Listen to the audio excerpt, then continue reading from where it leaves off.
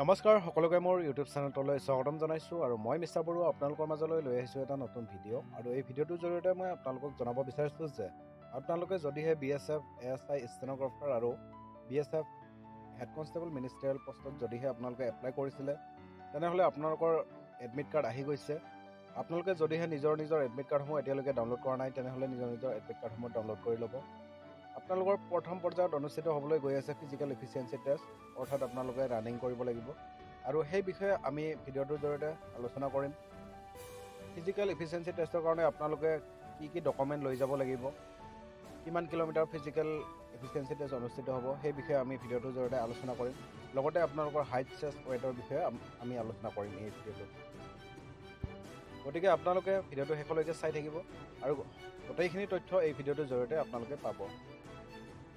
যিটো BSF head constable মিনিষ্টাৰিয়েল post আছিলে, এই পষ্টটোৰ অনলাইন এপ্লিকেশ্যন ডেট 9 তাৰিখ 6 মাহ 2024 তাৰিখত আছিল আৰু ইয়াৰ লাষ্ট ডেট আছিলে 8 তাৰিখ 7 মাহ 2024লৈকে। তো আপোনালোকে যদিহে এপ্লাই কৰিছে তেনেহ'লে আপোনালোকে নিজৰ এডমিট কাৰ্ডসমূহ চাই ল'ব। আপোনালোকৰ এডমিট কাৰ্ডসমূহ আহি গৈছে। তো ইয়াৰ কাৰণে আপোনালোকে চিলেকশ্যন প্ৰচেছটো ইয়াতে আপোনালোকে চাব। চিলেকশ্যন প্ৰচেছ আপোনালোকৰ থাকিব, প্ৰথম পৰ্যায়ত থাকিব ফেজ 1 ফিজিকেল ষ্টেণ্ডাৰ্ড টেষ্ট অৰ্থাৎ PST অৰ্থাৎ আপোনালোকৰ হাইট চেষ্ট এইবিলাকৰ মেজাৰমেণ্টটো PST বুলি কোৱা হয়। আৰু তাৰপিছত আপোনালোকৰ ফিজিকেল এফিচিয়েঞ্চি টেষ্ট অনুষ্ঠিত হ'ব। এতিয়া আপোনালোকৰ যিটো এডমিট কাৰ্ড আহিছে এইটো হ'ব আপোনালোকৰ ফেজ 1 অৰ্থাৎ physical standard and physical efficiency টেষ্টৰ কাৰণে আপোনালোকৰ এডমিট কাৰ্ড আহিছে। আৰু এই এক্সামটো অনুষ্ঠিত হোৱাৰ পিছত আপোনালোকৰ কম্পিউটাৰ বেছড টেষ্ট অনুষ্ঠিত হ'ব, অৰ্থাৎ আপোনালোকৰ ৰিটেন এক্সাম অনুষ্ঠিত হ'ব, যিটো ফেজ 2 হ'ব। আপোনালোকৰ physical efficiency test physical standard test complete কৰাৰ পিছত আপোনালোকক কম্পিউটাৰ বেছড টেষ্টৰ কাৰণে মাতি দিয়া হ'ব, য'ত আপোনালোকে ৰিটেন এক্সাম দিব লাগিব। তাৰপিছত আপোনালোকৰ ফেজ 3 যিটো হ'ব, তাত আপোনালোকৰ skill test, documents verification and medical examination আপোনালোকৰ একেলগে হ'ব। অৰ্থাৎ আপোনালোকৰ 3টা ষ্টেজত অনুষ্ঠিত হ'বলৈ গৈ আছে। প্ৰথম পৰ্যায়ত ফিজিকেল এফিচিয়েঞ্চি টেষ্ট অনুষ্ঠিত হ'ব, ছেকেণ্ড পৰ্যায়ত আপোনালোকৰ ৰিটেন এক্সামিনেশ্যন কম্পিউটাৰত অনুষ্ঠিত হ'ব, থাৰ্ড পৰ্যায়ত আপোনালোকৰ skill test, document verification and medical examination এই তিনিওটা আপোনালোকৰ একেদিনাখনে অনুষ্ঠিত হ'ব। তো এইখিনিলৈকে আপোনালোকে গম পালে। এতিয়া আপোনালোকৰ যিটো ফিজিকেল ষ্টেণ্ডাৰ্ড টেষ্ট অৰ্থাৎ আপোনালোকৰ মাপজোখ মেজাৰমেণ্ট এইটোৰ বিষয়ে আপোনালোকে ইয়াত চাই ল'ব। মেল কেণ্ডিডেট যিটো except those listed below' at serial নং 2 and 3 লৈকে আপোনালোকৰ যিটো হাইট এণ্ড চেষ্টৰ কাৰণে ইয়াত দিয়া আছে, ইয়াত 165 চেণ্টিমিটাৰ আপোনালোকৰ হাইট আৰু চেষ্ট হ'ব লাগিব 77 চেণ্টিমিটাৰ, এক্সপেণ্ডেড হ'ব লাগিব আপোনালোকৰ 82 চেণ্টিমিটাৰ। এইখিনিলৈকে আপোনালোকে গম পালে। অৰ্থাৎ আপোনালোকৰ ফিজিকেল যিটো ষ্টেণ্ডাৰ্ড টেষ্ট আছে ইয়াত আপোনালোকৰ হাইট 165 চেণ্টিমিটাৰ আৰু চেষ্টৰ হৈছে 77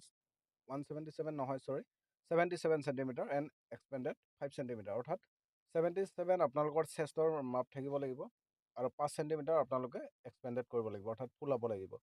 এইখিনিলৈকে আপোনালোকে গম পালে। এতিয়া আপোনালোকে চাব male candidate filling in the categories of Garhwals, Kumaonis, Gorkha, Dogra, Maratha and candidates belongs to the state of Sikkim, Nagaland, Arunachal Pradesh, Manipur, Tripura, Mizoram, Meghalaya, Assam, Himachal Pradesh, Leh Ladakh region and Kashmir valley. ইয়াত যিখিনি নাম উল্লেখ কৰা আছে অৰ্থাৎ ডোগৰা, মাৰাঠাছ, গোৰ্খাছ আৰু আছাম, অৰুণাচল, মিজোৰাম, মণিপুৰ এইবিলাক যিখিনি কেণ্ডিডেট এই ডিষ্ট্ৰিক্টসমূহৰ বা এই ষ্টেটসমূহৰ আপোনালোকে বিলং কৰে তেনেহ'লে আপোনালোকৰ হাইটৰ মাপ থাকিব 162.5 চেণ্টিমিটাৰ হ'লে আপোনালোকে পাছ কৰিব আৰু আনএক্সপেণ্ডেড আপোনালোকৰ 77 চেণ্টিমিটাৰ হ'ব লাগিব, এক্সপেণ্ডেড আপোনালোকৰ 82 চেণ্টিমিটাৰ চেষ্টৰ মাপ হ'ব লাগিব। তাৰপিছত all male candidate belong to schedule tribe অৰ্থাৎ ST কেণ্ডিডেটৰ কাৰণে আপোনালোকৰ 162.5 চেণ্টিমিটাৰ এণ্ড চেষ্টৰ মাপ হ'ব আপোনালোকৰ 76 centimetre plus 81 centimetre expanded. Female candidate except those list অৰ্থাৎ ফিমেল কেণ্ডিডেটৰ কাৰণে ইয়াত লিষ্ট দিয়া হৈছে 155 চেণ্টিমিটাৰ আপোনালোকৰ হাইট হ'ব লাগিব, চেষ্টৰ মাপ ফিমেল কেণ্ডিডেটৰ নাথাকে।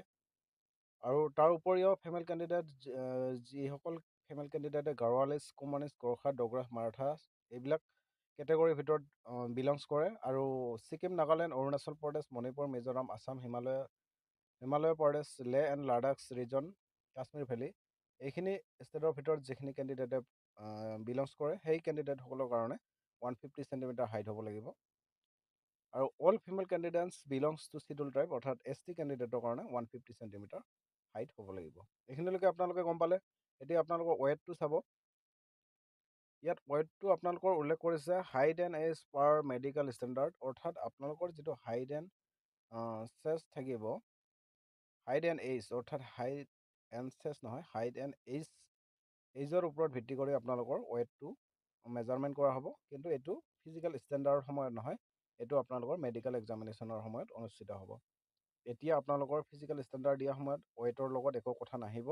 আপোনালোকে physical standard and physical efficiency টেষ্টটো এনেই হাইটটো মিলিলে আপোনালোকে দি আহিব পাৰিব। ৱেটটো আপোনালোকৰ মেডিকেল এক্সামিনেশ্যনৰ সময়তো আপোনালোকৰ ৱেটটো মাপজোখ কৰা হ'ব। তাৰপিছত আপোনালোকৰ ফিজিকেল ইফিচিয়েঞ্চি টেষ্ট যিটো অনুষ্ঠিত হ'ব, ইয়াত আপোনালোকৰ ফৰ মেল কেণ্ডিডেটছ, অৰ্থাৎ ল'ৰাসকলৰ কাৰণে 1.6 kilometre race in 6 minute and 30 seconds, অৰ্থাৎ 6 মিনিট 30 ছেকেণ্ডৰ ভিতৰত আপোনালোকে 1600 মিটাৰ কমপ্লিট কৰিব লাগিব।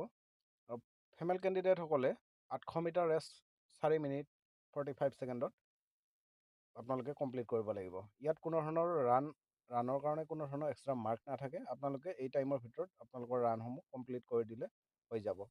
তো প্ৰথম পৰ্যায়ৰ এক্সাম এইটোৱে থাকিব, ৰান। আপোনালোকে ফিজিকেল ষ্টেণ্ডাৰ্ড টেষ্টটোৰ মাপজোখটো আপোনালোকৰ হৈ গ'লে তাৰপিছত আপোনালোকে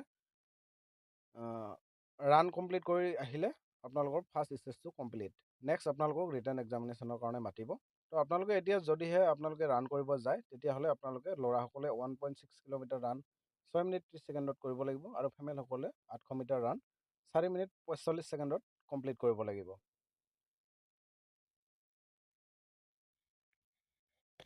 এতিয়া আপোনালোকে ফিজিকেল টেষ্ট দিব যাবৰ কাৰণে আপোনালোকে লগত কি কি ডকুমেণ্ট লৈ যাব, সেই বিষয়ে মই আপোনালোকক জনাই দি আছোঁ।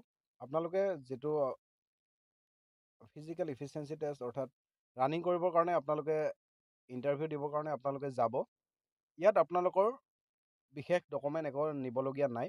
BSFৰ পৰা এটা SMS আহিছে, মই আপোনালোকক এই SMSটো দেখাই আছোঁ।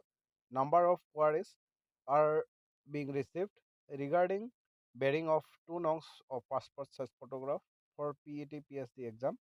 It is clarified that all candidates to carry 2 recent passport size color photographs for passing in candidate statement from as given in advertisement for the post regards BSF, অৰ্থাৎ এই SMSটো BSFৰ পৰা পঠাই দিয়া হৈছে। আপোনালোকৰ যদিহে এডমিট কাৰ্ড আহিছে তেনেহ'লে নিশ্চয় আপোনাৰ মোবাইলটো এই মেছেজটো আহিছে। আপোনালোকক 2খন পাছপৰ্ট চাইজ কালাৰ ফটোগ্ৰাফ এতিয়াৰ, অৰ্থাৎ ৰিচেণ্ট ফটোগ্ৰাফ আপোনালোকক লৈ যাব দিছে। 2খন পাছপৰ্ট চাইজৰ ফটো আপোনালোকে লৈ যাব।